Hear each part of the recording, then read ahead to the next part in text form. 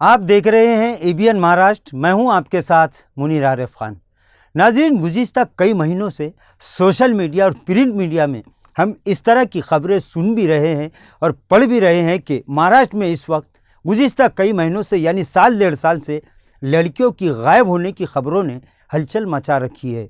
गुज़िश्ता कई महीनों से इस तरह की खबरें वैसे तो सोशल मीडिया पर चल ही रही है, लेकिन गुज़िश्ता चंद हफ्तों पहले महाराष्ट्र के एक बड़े नेता यानी एनसीपी सुप्रीमो शरद पवार ने भी ये कहकर सबको चौंका दिया था कि महाराष्ट्र में इस वक्त 6000 से ज़्यादा लड़कियां गायब है। इस खबर को सुनने के बाद कई लोगों ने इस खबर को हल्के में लिया और यूँ समझा कि इस बात में कोई सच्चाई नहीं है। लेकिन नाजरीन, आज औरंगाबाद जिला के साबिक रुकन पार्लियामेंट इम्तियाज जलील ने प्रेस कॉन्फ्रेंस के दौरान एक बड़ी साजिश को बेनकाब किया है, जिसके बाद औरंगाबाद शहर और ज़िला समेत महाराष्ट्र में पूरी तरह से एक हड़कंप मच चुका है। नाजरीन, एक बड़ी साजिश के तहत लड़कियों को खरीद और फरोख्त करने का मामला सामने आया है और ख़ास बात यह है कि इस प्रेस कॉन्फ्रेंस में साबिक रुकन पार्लियामेंट इम्तियाज जलील ने ऐसी कई अहम बातों से पर्दा उठाया है।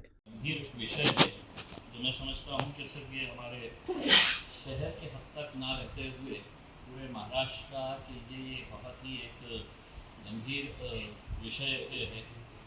हमारी जो बच्चियाँ लापता हो रही है, मैंने पिछले कुछ दिनों के अंदर देखा है, इलेक्ट्रॉनिक मीडिया ने, न्यूज़पेपर्स ने बहुत आंकड़े समेत ये बताए हैं कितनी बच्चियाँ हर रोज़ इस राज्य से और इस ज़िले से गायब हो रही है।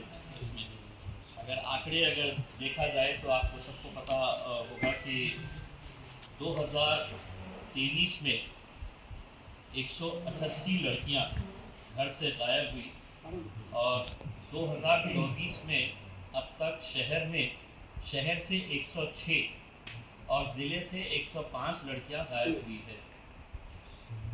तो आप अंदाज़ा लगा सकते हैं कि सिर्फ एक ज़िले की अगर हम बात कर रहे हैं तो जनवरी से लेके अगस्त तक 2011 लड़कियां गायब हुई है। 211 जनवरी से लेके अगस्त तक ये साल का। और पिछले साल 2023 के अंदर 188 लड़कियां गायब हो गई थी।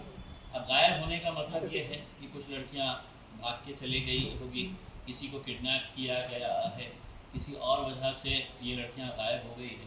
लेकिन एक बहुत ही संगीन मामला है और एक संगीन मामला चूँकि मेरे शहर से ताल्लुक़ रखता था तो हमने उस मामले को सामने लेकर आए हैं। ये हमारी एक छोटी बहन है जो घर में कुछ नाइतफाकी हुई थी, थोड़ी नाराज़गी हुई थी। तो ये बच्ची घर से निकली और रेलवे स्टेशन से ये अपने रिश्तेदारों के पास जाने के लिए, परभनी जाने के लिए रेलवे स्टेशन के ऊपर पहुंची। ये मामला है 13 मई 2024 का। 13 मई रेलवे स्टेशन के ऊपर पहुंचने के बाद ये जब खड़ी हुई थी तो वहाँ पर उसे एक आदमी और एक औरत मिले और वो दोनों ने इससे बात किए कि कहाँ जा रहे हैं, क्या कर रहे हैं करके। और बात करने के बाद उसको पानी पिलाने के बहाने उन्होंने कुछ पानी पिलाया और इसके बाद ये लड़की जो है ये मनुदगी में आ गई, एक तरीके के नशे की हालत के अंदर आ गई। और जब इसकी आँख खुली तो ये बम्बई में थी। बम्बई में कुछ दिन ये दोनों मियाँ बीवी ने इसको रखे। ये जैसे ही घर जाने की बात करती, इसको फिर पानी पिलाया जाता और वो पानी पिलाने के बाद तो फिर ये गुनुदगी की हालत के अंदर आ जाती। तो लगातार इसको जब भी ये घर जाने की बात करती तो इसको पिलाया जाता और इसके बाद ये लड़की को फिर मुंबई से इंदौर लेकर गए। मुंबई से एक और महिला इनके साथ जुड़ी, यानी कि 2 महिला 1 पुरुष हो गए। फिर इंदौर से इसको उज्जैन लाया गया मध्य प्रदेश में और उज्जैन के बाद इसको मोरका लाया गया। मोरका जो मध्य प्रदेश के अंदर ही है। गांव का नाम है मोरका, और वहां पर इस लड़की को 1.5 लाख रुपए में बेच दिया गया। बेचने वाला जो था उसकी तस्वीरें भी हमारे पास आ चुकी है, जो मैं आपको ऑनलाइन में भेजूंगा, क्योंकि बहुत ज़्यादा क्लैरिटी नहीं है तो उसका प्रिंट निकालना हमारे लिए दिक्कत हो रहा था। जिसने ख़रीदा वो लोगों ने इसको रखे, और एक तरीके से जो बंधक बनाकर रखते हैं वैसा बंधक बनाकर रखा गया। इस लड़की के साथ हिंदू रीतो रिवाज के हिसाब से शादी कराई गई। इसके हाथ में लाल तागे बांधे गए। दोनों भी, अगर आप इस बच्ची की पहली तस्वीर अगर आप देखेंगे, और जब ये बाहर बाद में छूटकर जब आई, कब आई ये बच्ची और कैसे आई, हमारे नंदुरबार के ज़िला अध्यक्ष है, उन्हें ये जानकारी मिली कि एक औरंगाबाद की एक बच्ची यहाँ पर मोरका में आई हुई है और उसको बेचा गया है। उन्होंने फ़ौरन मुझे कांटेक्ट किया। मैंने कांटेक्ट करने के बाद बच्ची कौन है, कहाँ की है, कहाँ रहती है करके, तो हमने कांटेक्ट करने के बाद हमको उस बच्ची का घर का एड्रेस मिला। हमने उस बच्ची के घर वालों से कांटेक्ट किया। रात में 10 बजे मुझे ये जानकारी मिली थी कि ये बच्ची यहाँ पर मोरका में है, और रात में 1 बजे हमने उनके घर वालों को ढूंढा। घर वालों को ढूंढकर हमने उनसे पूरी जानकारी हासिल की। पता चला कि घर वाले लगातार उसे ढूंढते रहे, पुलिस में कंप्लेन नहीं कराई, इस डर से बहुत ही गरीब ये है, बाप बहुत बूढ़ा है, माँ बहुत बूढ़ी है, कि हमारे ऊपर कुछ आ जाएगा तो दुनिया भर के रिश्तेदारों के पास ढूंढते रहे, नहीं मिला। फिर रात में 1 बजे जब हमने उनको बुलाए, 1 बजे बुलाने के बाद उनसे पूरा डिटेल्स हमने हासिल किए। हासिल करने के बाद पता चला कि उस दिन बच्ची गुस्से में थी, कुछ मामला हुआ था घर के अंदर। वो बच्ची बोली कि मैं चले जा रही हूँ, उनके रिश्तेदार को एक परगनी के अंदर रहते हैं, रेलवे स्टेशन के ऊपर गई और वहाँ पर ये मामला हुआ। रात में हमने 1 बजे ही हमारे पार्टी के सदस्य हैं सोहेल भाई, हमने उनको बुलाया और उनको बुलाकर ये तय किया कि इमीडिएट मोरका के लिए यहाँ से निकला जाए। बेगमपुरा पुलिस से संपर्क किया गया। बेगमपुरा पुलिस के 2 कांस्टेबल्स, 2 कांस्टेबल्स साथ में लिए गए, और साथ में लेकर ये लोग वहाँ पर मोरका पहुँचे। जब तक ये बच्ची वहाँ से निकल चुकी थी, मोरका पुलिस स्टेशन के अंदर आ चुकी थी, हमने हमारी इंदौर की टीम को लगाया। इंदौर के हमारे जो बच्चे थे वो लोग वहाँ पर पहुँचे, और पुलिस स्टेशन के अंदर फिर ये बात हुई। मैंने खुद ने इंदौर की वहाँ की पुलिस से, मोरका की पुलिस से मैंने बातचीत की, और मैंने कहा कि किसी भी हालत के अंदर ये बच्ची पुलिस स्टेशन से बाहर नहीं जाना चाहिए। उसके घर वाले आ रहे हैं, FIR रजिस्टर हो चुकी है और पुलिस भी आ रही है। तब तक ये लोग वहाँ पर जब पहुँचे तो वहाँ के गांव वाले पहुँच चुके थे। वहाँ का सरपंच कुछ लड़कों को जमा करके वहाँ पर हंगामा करने की कोशिश कर रहा था। लड़की का भाई भी वहाँ पर पहुँच चुका था। तो किसी हालत के अंदर चूँकि पुलिस पहुँची, तो हमने यहाँ से औरंगाबाद से जो बच्चे भेजे थे वो बच्चे आगे निकल गए, क्योंकि वहाँ पर गांव के लोग जमा हो रहे थे और वो हंगामा करने की कोशिश कर रहे थे। और उनका ये तर्क था कि हमारे ऊपर कोई कार्रवाई नहीं, क्योंकि हमने बच्ची को खरीदा है। और ये बच्ची को खरीदते वक्त जिसने खरीदा है, जिसने बेचा है, ये वीडियो रिकॉर्डिंग की गई। जब बच्ची से हमने जानकारी हासिल की तो पता चला जिसने खरीदा है और जिसने बेचा है, जो मियाँ बीवी जिन्होंने यहाँ से उठाकर लेके गए थे, ये पूना के रहने वाले हैं। मतलब जो प्राथमिक जानकारी इस बच्ची के पास है, कितनी सही है बता नहीं सकते हैं, लेकिन इतने महीनों के अंदर उनके बातचीत से पता चला था कि ये बच्ची जो है, ये वो जो बेचने वाले थे, ये पूना के रहने वाले है करके, और जब ये सौदा हो रहा था 1.5 लाख रुपये के अंदर ये बच्ची का सौदा किया जा रहा है। हमें यह कहना है कि जब हमने वहाँ की जानकारी निकाली तो 70% इंदौर और अतराफ के जितने इलाके हैं वहाँ के रेड लाइट एरिया के अंदर महाराष्ट्र की बच्चियाँ हैं। 70% महाराष्ट्र से आई हुई बच्चियाँ रेड लाइट एरिया के अंदर, और वहाँ के लोगों का ये कहना है कि वहाँ की पुलिस भी इसके अंदर मिली हुई है। पुलिस का ये कहना है कि हम इसमें कुछ नहीं कर सकते हैं, जिसने लेके आया है, अगर बच्ची ने कंप्लेन करी, बच्ची को तो वापस आना है। तो ऐसे कितने बच्चियां आज कहाँ पर है, वो बच्चियों को वापस लाने के लिए मैं समझता हूँ महाराष्ट्र के अंदर जितने भी संगठन है उन लोगों ने एक मुहिम छेड़ने की ज़रूरत है, और ये पूरी बच्चियां जो है ये पूरी वापस आना चाहिए। मैंने अभी कुछ वीडियोस देखते देखते मुझे पता चला शरद पवार साहब ने स्टेटमेंट दिया है कि जिसमें उन्होंने बताया है कि महाराष्ट्र की 6000 से ज़्यादा बच्चियां गायब है। तो ये बच्चियों को वापस कौन लेकर आएगा? अगर आज एक लोक प्रतिनिधि, माजी लोक प्रतिनिधि अगर नहीं रहता तो ये बच्ची को लाना बिल्कुल नामुमकिन सी बात थी। कि वहाँ पर जिस तरीके के ठीक है, कुछ पुलिस वालों ने वहाँ पर मोर्चा के अंदर कोऑपरेट किया, क्योंकि हमने उनको डरा के रखे थे। हमने साफ तरीके से उनको बोले थे कि अगर तुमने ये बच्ची को है तो उनके हवाले वापस किए तो आप ये समझ जाओ मैं पर्सनली आऊँगा और वहाँ पर आके हमने मध्य प्रदेश के अंदर आकर पुलिस के ऊपर आरोप लगाएंगे कि पुलिस है तो ये धंधे के अंदर शामिल है। ये बच्ची वापस हमारे पास 27 जुलाई को आई, यानी कि 24 घंटे के अंदर, लेस देन 24 घंटे के अंदर। मैं मेरे शहर के सोहेल और उनकी पूरी टीम का धन्यवाद अदा करता हूँ कि रात में 2 बजे ये फैसला लिया गया और वो फौरन है तो गाड़ी लेकर यहाँ से कुछ बच्चे लिए, पुलिस वाले लिए साथ में, और वहाँ पर गए और ये पूरी कार्रवाई हमने 24 घंटे के अंदर एक बच्ची को हमने वापस लेकर उनका आए।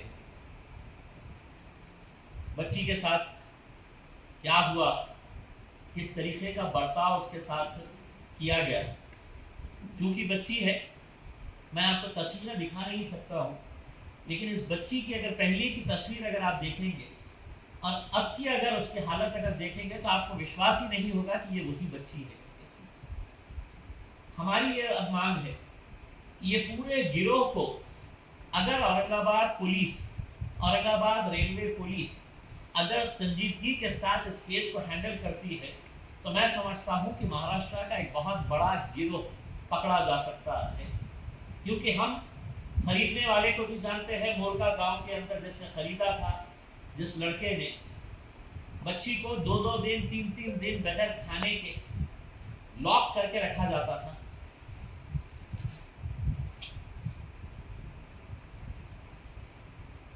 तो यहाँ की पुलिस से हम अनुरोध करेंगे कि इस बच्ची का पूरा डिटेल्स लेकर हम वो तस्वीर आपके जरिए भी, जिन्होंने इसे खरीदा है, जिन्होंने इसे बेचा है, जब ये बच्ची वापस आ गई तो जिसने खरीदा था वो घर वालों को फोन करके कह रहा है कि ये मामले को सुलटा दो,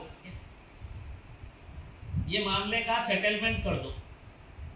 यानी कि आप सोचिएगा कि कितनी हिम्मत है उनकी कि जिसकी बच्ची को उठाकर लेकर गए थे उनके घर वालों को फोन करके बोल रहे हैं कि ये मामले को रफा दफा कर दो करके, कंप्लेन वापस ले लो। वो रिकॉर्डिंग भी है। तो अगर एक जिले से महज 200-225 बच्चियां अगर महज 8 महीने के अंदर गायब हो रही है, हमने पुलिस डिपार्टमेंट में बाकी अपनी पूरी कार्रवाइयां बंद करना चाहिए। और मैं महाराष्ट्र के मुख्यमंत्री, उप मुख्यमंत्री जो गृह मंत्री है, उनको ये हाथ जोड़कर ये कहना चाहता हूँ, ये बच्ची को आपके फुकट के 1,500 रुपये नहीं चाहिए। अगर आपके पूरे महाराष्ट्र के अंदर लाडली बहनों के लिए आप पैसा दे रहे हैं तो हम आपसे ये अनुरोध कर रहे हैं कि हमारी लाडली बहनों को अपने घरों तक पहुंचाने का काम करिएगा। महाराष्ट्र के अंदर एक टास्क फोर्स तैयार करिएगा, एक स्पेशल टीम तैयार करिएगा, स्पेशल इन्वेस्टिगेशन टीम तैयार करिएगा। और जितनी बच्चियां महाराष्ट्र से गायब हुई है, ये कहाँ कहाँ किन किन इलाकों के अंदर किसने खरीदा, किसने बेचा, किस रेड लाइट एरिया के अंदर ये पहुंचाई गई है, ऐसा कौन सा गिरोह है जो रेलवे स्टेशनों के ऊपर बैठा रह रहा है और जो ताक रहा है, जो देख रहा है कि कौन सी बच्ची अकेले आई है, किसको उठाया जाना चाहिए। यानी कि आप सोचिए कि जब ये बच्ची गई वहां पर रेलवे स्टेशन के ऊपर, वो फौरन मियाँ बीवी इसके ऊपर टूट पड़े, कहाँ जा रही हो, कहाँ रहती हो, किसके पास जाने वाली हो। बातचीत करते करते इसको पानी पिलाने के बहाने पानी पिलाए। यानी कि इसका मतलब ये है कि रेलवे स्टेशनों के ऊपर ऐसा गिरोह सक्रिय तरीके से बैठा हुआ है जिसका काम यही है कि जहां पर भी कोई बच्ची अकेले नजर आ रही है उसको कैसा उठाया जाए।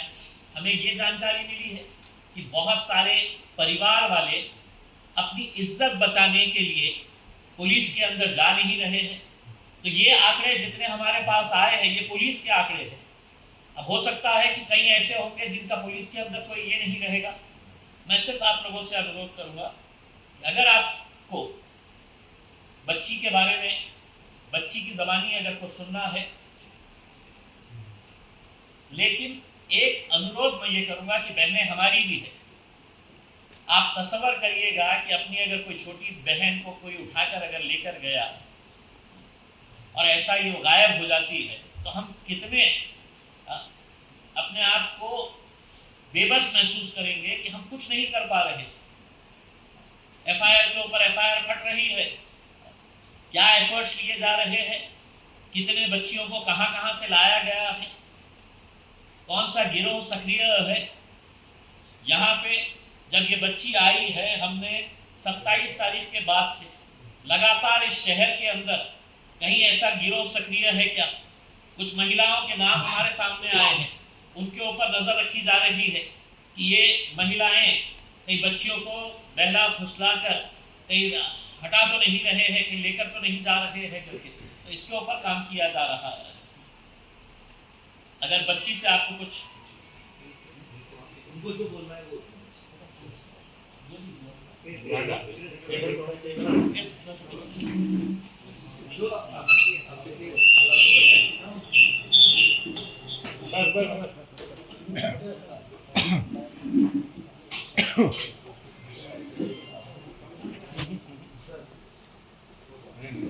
एक सवाल ये दे देता हूँ कि मतलब इससे पहले भी हमारी टीम नासिर सिद्दीकी के साथ राजस्थान से एक बच्ची को लेकर आए थे, राजस्थान से, और गुजरात और मध्य प्रदेश सुना है कि सबसे ज्यादा बच्चियां जो है वो यहाँ पर वहाँ पर है।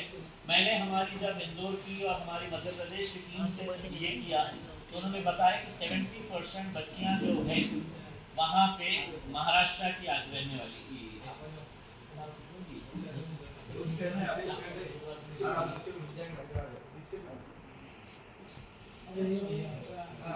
बैठो ना, नीचे बैठ के ले सकते हैं ना, आराम से नीचे रख दो, हाथ में जो। हाँ, अब एक काम करो, तुम्हारे साथ क्या हुआ ये तफसील से बता।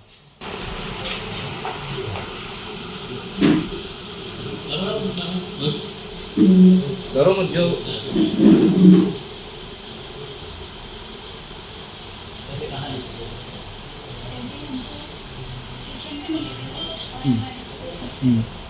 हमसे बातचीत करें मुझे कहाँ पर डायरेक्ट हमारे बोले क्या हो गया था, मुझे ऐसे कुछ हो गया था मेरे घर में, तो इस वजह से हम गुस्सा होकर निकल गए। बोले आप घर मत जाओ, बोले हमारे साथ चलो। हम बोले नहीं, हमको हमारे घर जाना है। तो वो बोले कि मतलब ठीक है। हमको बोले आपका नाम क्या है, हमने हमारा नाम बताया, हमको सब बताए। बोले कहाँ पर रहते, क्या रहते, हम ऐसी जगह रहते हैं और हम रहते तो आप पानी पिए। हाँ पानी। तो हमको पानी पिला दी। फिर पानी पिलाने के बाद कुछ समझ में नहीं आया। पानी पिलाने के बाद हमको कुछ समझ में नहीं आया। फिर डायरेक्ट ट्रेन में हमको दिखाए डायरेक्ट मुंबई लेके गए। वहाँ से हमारा बुखार लिए, हमारा बैग जो था, हमारे डॉक्यूमेंट्स सब ले लिए वहाँ से, और हमारा मतलब बुखार निकाल